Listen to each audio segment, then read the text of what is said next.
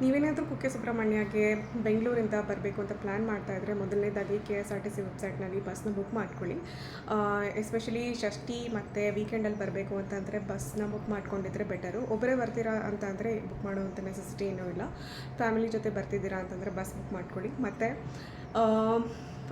ವಾಪಸ್ ಹೋಗಬೇಕು ಅಂತ ಅಂದಾಗ ಕೂಡ ಅದಕ್ಕೆ ಮುಂಚೆನೇ ಬಸ್ ಬುಕ್ ಮಾಡ್ಕೊಂಡಿದ್ರೆ ಒಳ್ಳೇದಿರುತ್ತೆ. ಯಾಕೆಂತಂದರೆ ಬಸ್ಸು ಸಿಗೋದು ಸ್ವಲ್ಪ ಕಷ್ಟ. ಸೊ ಬಸ್ನ ಮುಂಚೆನೇ ಬುಕ್ ಮಾಡ್ಕೊಂಡಿದ್ರೆ ಒಳ್ಳೆಯದು. ಮತ್ತು ಇಲ್ಲಿ ಸ್ಟೇ ಆಗೋದಕ್ಕೆ ಕೂಡ ಕುಕ್ಕೆ ಸುಬ್ರಹ್ಮಣ್ಯನಲ್ಲಿ ನೀವು ಮುಂಚೆನೇ ಸ್ಟೇ ಬುಕ್ ಮಾಡ್ಕೊಂಡಿದ್ರೆ ನಿಮಗೆ ಬೆಟರ್ ಇರುತ್ತೆ.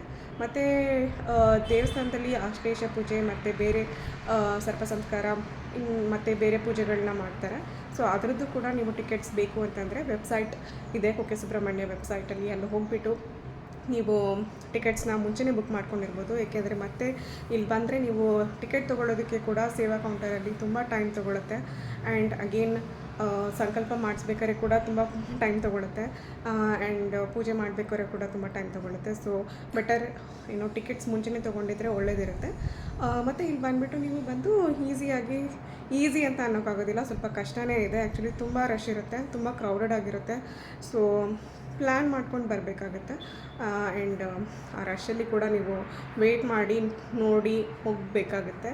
ಸೊ ನೋಡಿ ಹೇಗೆ ಬರ್ತೀರಾ ಅಂತ. ಬಟ್ ಪ್ಲ್ಯಾನ್ ಮಾಡ್ಕೊಂಡು ಬನ್ನಿ. ಇಲ್ಲಿಗೆ ಬರಬೇಕು ಅಂತಂದರೆ, ಪೂಜೆ ಮಾಡಬೇಕು ಅಂತಂದರೆ ಮುಂಚೆನೇ ಪ್ಲ್ಯಾನ್ ಮಾಡ್ಕೊಂಡು ಬನ್ನಿ. And everything will be smooth. Thank you.